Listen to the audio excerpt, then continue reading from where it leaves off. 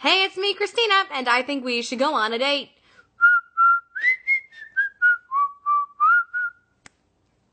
When is the last time that somebody asked you what your sign was?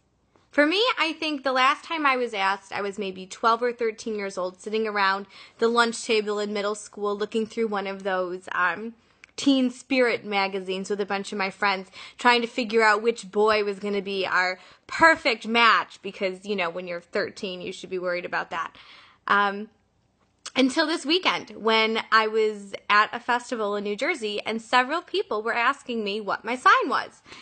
And at first, the first question that was asked was, what are you? And for me, I was like, a person, a pianist, a singer, a songwriter, a tea drinker, a coffee drinker, a chocolate lover. And then the person said, no, like your astrological sign. And I thought all the way back to middle school and said, oh, I'm a Taurus, you know. And the conversation went from there.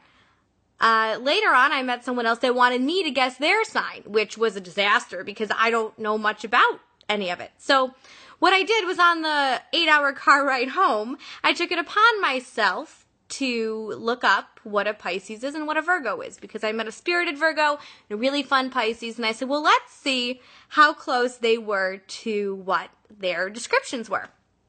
And some things absolutely lined up, and I was like, oh, yeah, I totally saw that. And other things I was like, I'm not sure if that matches. And then I re-looked at what a Taurus was, and, you know, it says stubborn, which anyone who has ever gotten into, you know, a conversation with me knows that's absolutely the way that I am. And then there's other things like compassionate and helpful and down to earth that, you know, I think are things that I can identify with as a person. But it went back to that first question, that what are you question is what I want to really focus on today. I feel like as people, we want to put ourselves into boxes and into categories based on socioeconomic standing, where you live, your occupation, your sexual orientation, your height, your weight, your shoe size. I mean, there's everything. And I want to encourage everyone to challenge that and to look up your definitions. Look up the things when someone asks you, what are you?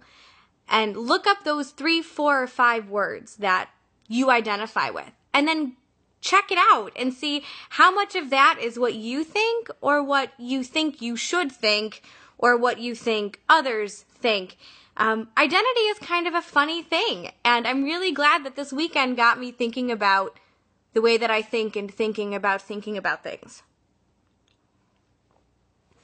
And I hope that maybe you can take a peek at that and try not to define yourself by what some list that someone came up with somewhere.